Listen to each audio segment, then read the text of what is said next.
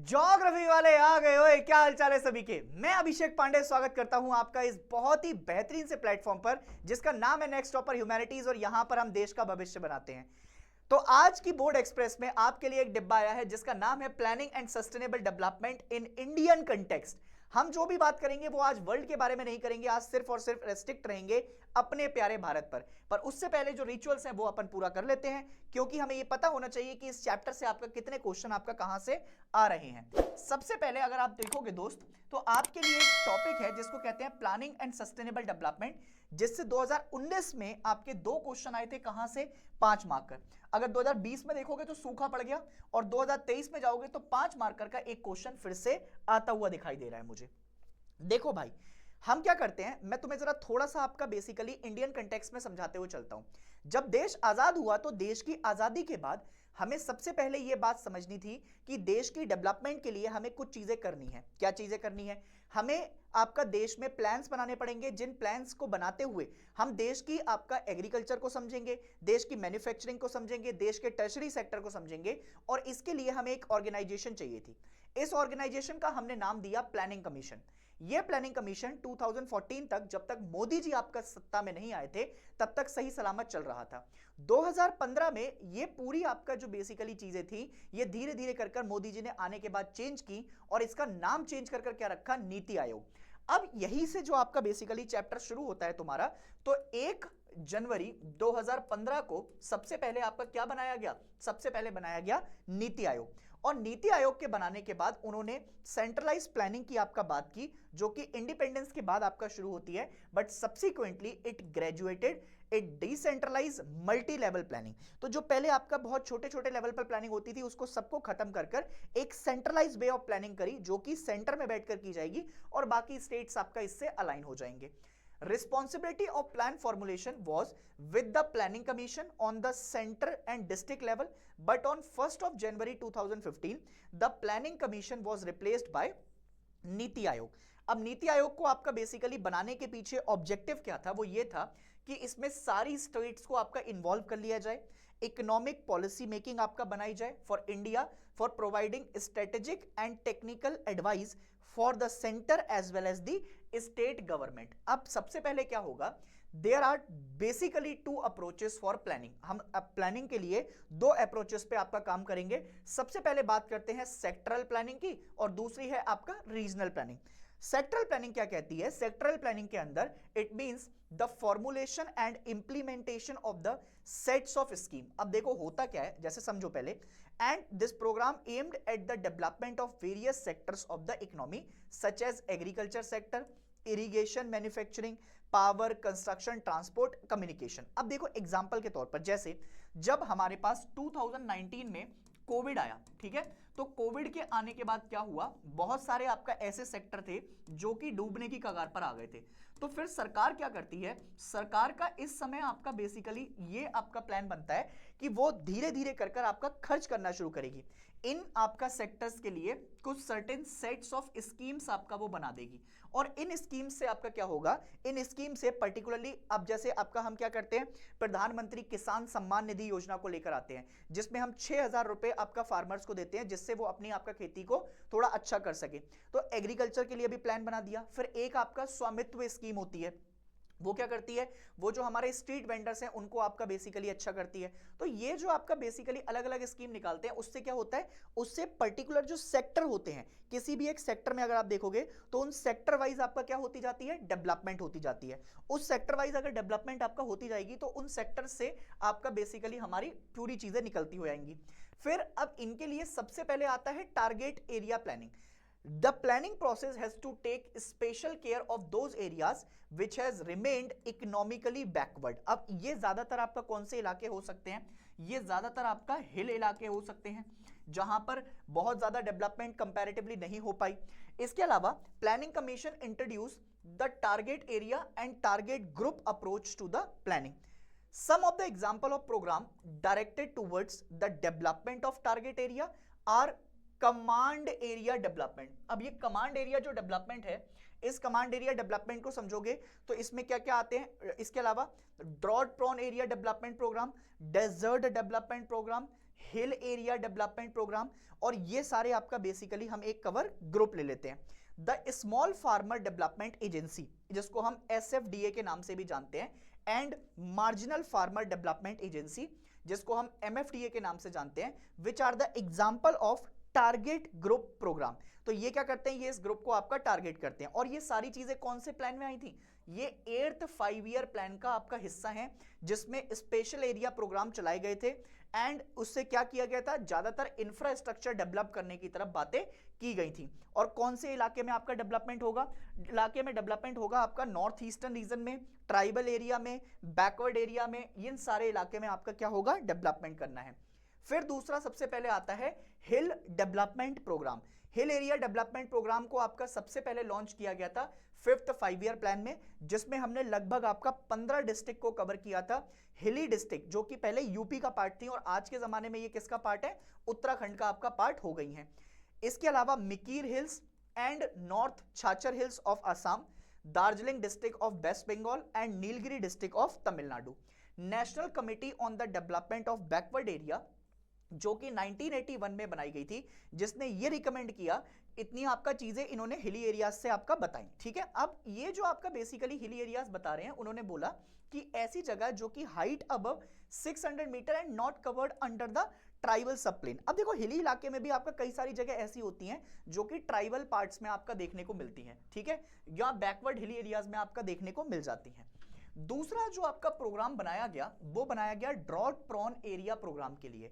This programme was initiated during the 4th 5 year plan, ठीक है, with the objective of providing employment to the people in drought prone areas. हुआ क्या था कि जब basically आपका ये टाइम चल रहा था, तो इस टाइम पीरियड के अराउंड मोस्टली आपका जो है एपिडेमिक्स, फेमाइंस अलग अलग इलाकों में आपका फैलते जा रहे थे।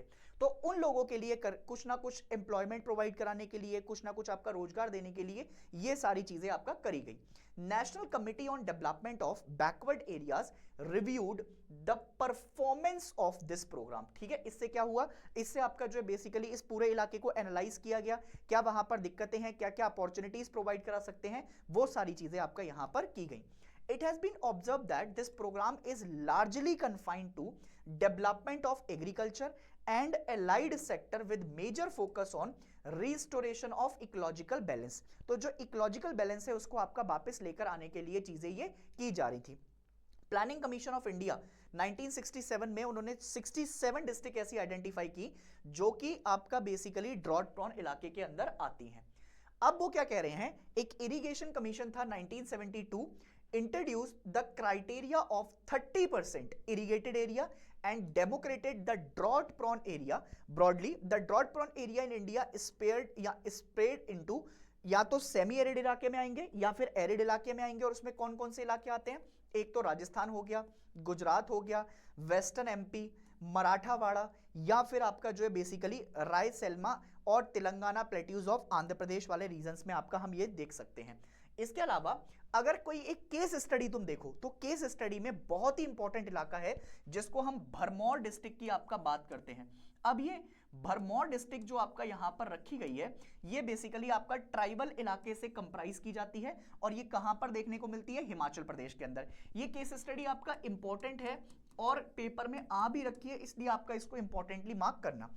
यहां पर क्या होता है, इन्होंने आपका नोटिफाई किया ट्राइबल इलाके को 21 नवंबर 1975 को कि Bharmour is inhabited by Gaddis. Gaddis आपका कौन होते हैं, ट्राइब्स हैं, tribal community who have maintained a distinct identity in the Himalayan region, ठीक है। और उससे क्या हो रहा है, Bharmour tribal region has a harsh climatic condition और वहां पर आपका जो बेसिकली फ्रेजाइल एनवायरनमेंट है वो एक आपका इशू है। अब केस स्टडी में आपका क्या बताया गया, in 1970s when Gaddis were included among the scheduled tribe, तो scheduled tribe को में कब डाला गया गद्दीस को, तो वो टाइम आपके पास रखा हुआ है 1970s का। Under the 5th 5 year plan, the tribal sub plan was introduced in 1974 and Bharmor was designated as one of the 5th integrated tribal development project in the Himachal Pradesh, जहां पर आपका टेरेस फार्मिंग, फिर traditional method, फिर आपका इनको primary activities में engage किया गया। तो ये सारी चीजें आपका तुम्हें यहां पर देखने को मिल रही हैं। फिर आते हैं हम सर सस्टेनेबल डेवलपमेंट की तरफ। ये जो टर्म आपका आया है ये mostly it is used to describe the state of particular society. जिस जगह पर आपका देखते हैं उस पर्टिकुलर सोसाइटी की आपका स्टेट को डिफाइन ये कर देता है। During a fairly large period of human history the state of society has been determined by the interaction processes between human society and their biophysical environment. The process of human environment interaction depend upon the level of technology and institution nurtured by the society. While the technology and institution have helped in increasing the pace of human environment interaction. अब हुआ क्या कि जैसे जैसे आपका technology बढ़ती गई उस टेक्नोलॉजी ने ह्यूमंस के बीच में और जो आपका टेक्नोलॉजी है उसके मतलब जो एनवायरमेंट है उन दोनों के बीच में जो गैप था वो क्या कर दिया, धीरे धीरे कर कम कर दिया। Hence the development is multi dimensional concept. तो जो आपका डेवलपमेंट हो रहा है वो कैसा कंसेप्ट है, बहुत ही ज्यादा मल्टी डायमेंशनल है। अब जो एक सस्टेनेबल डेवलपमेंट आपका इमर्ज होकर आया है उसमें आपका 1960s के टाइम पर वेस्टर्न वर्ल्ड में आपका ये कंसेप्ट निकल कर आया। It reflected the concern of people about the undesirable effect of industrial development. पहले बहुत सारे आपका डेवलपमेंट हो रहे थे, यूएसएसआर में आपका इंडस्ट्रियलाइजेशन हुआ पहले, फिर आपका यूएसए में, फिर आपका अलग अलग जगह पर जो इंडस्ट्रियलाइजेशन होता जा रहा था, तो वेस्ट ने आपका कंसेप्ट दिया कि इस इंडस्ट्रियल रेवोल्यूशन की वजह से हमारा जो एनवायरमेंट है वो धीरे धीरे कर क्या होता जा रहा है, खराब होता जा रहा है। So the publication of the population bomb ये आपका आई थी एहरलिच इन 1968। इन्होंने ये बोला द लिमिट्स टू ग्रोथ, मतलब आपका जो हमारी ग्रोथ हो रही है उसको क्या देनी पड़ेगी, limits. And meadows and others in 1972 further raised the level of fear among the environmentalists in particular and people in general. This set the scenario for emergence of new models of development under a broad phase sustainable development. तो अब क्या हुआ, अब sustainable development की आपका बात कर दी गई। Community on the environment issue, the United Nations established a World Commission on Environment and the Development. एक आपका कमीशन बनाया गया जिसको हम क्या कहते हैं, world commission on environment and development. और ये इसको हेड किया गया था किसके द्वारा, नॉर्वेजियन प्राइम मिनिस्टर जिनका नाम था हार्लेम ब्रूटलैंड। इसीलिए इस रिपोर्ट को ब्रूटलैंड रिपोर्ट के नाम से भी जाना गया, जिसमें यह बताया गया, इस कमीशन ने आपका एक रिपोर्ट सबमिट की थी, ब्रूटलैंड रिपोर्ट, जिसका एक मकसद था आर कॉमन फ्यूचर, जो कि 1987 में आपका आई थी। The report defines the sustainable development as development that meets the need of the present without compromising the availability of the future generation. मतलब जो भी आज तुम्हारे पास रिसोर्सेज हैं उन रिसोर्सेज को तुम आपका फ्यूचर जनरेशन के लिए अवेलेबल करा कर जाओ। ऐसा ना हो कि तुम आज सारी चीजें आपका खत्म कर दो और कल के लिए कुछ अवेलेबल ही ना रहे। तो ये आपका क्या है, इससे आपका रिपोर्ट आपका समझ कर आती है। केस स्टडी अब एक और आती है इसी चैप्टर से, जिसको इंदिरा गांधी नहर के हिसाब से आपका बताया जाता है। इंदिरा गांधी कैनाल जो है ये राजस्थान कैनाल के नाम से भी जानी जाती है। One of the largest canal system in India, conceived bye Kanwar Sen और 1948 the canal project was launched in 31 March 1958। Canal आपका जो ओरिजिनेट है वो हरिक्के बैराज से आपका होती है Punjab and runs parallel to the Pakistan border. Average distance of 40 kilometre in Thar desert of Rajasthan. The total planned length of system is 9060 kilometre, catering to the irrigation needs of total culturable common land और around 19.63 lakh hectares. ठीक है, तो ये पूरा एक तुम्हें report बता रखी है उसमें कि कैसे कंस्ट्रक्शन हुआ इसका। और स्टेज 1 में आपका लाई करते हैं कौन कौन से आपका शहर, गंगानगर, हनुमानगढ़ और northern part of Bikaner. It has gently undulating topography and is culturable common areas of 5.53 lakhs hectares and the command area of stage 2, जहां पर आपका stage 2 में कौन कौन से इलाके आ गए, बीकानेर, जैसलमेर, बाड़मेर, जोधपुर, नागौर, चूरू, ये सारे इलाके कवर हो जाते हैं। and it comprises desert land dotted with shifting sand dunes, temperature of soaring 50 degree Celsius. इनको आपका खत्म करते हुए आए। अब इरिगेशन आपका स्टेज 1 में क्या हुआ, जो कमांड एरिया है कैनाल सिस्टम से, it was introduced in 1960 where as the command area of stage 2 began receiving the irrigation in 1980s।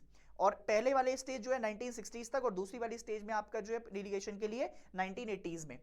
Canal irrigation in this dryland has transformed the ecology, economy and the society, तीनों को आपका transform करके रख दिया है उन्होंने।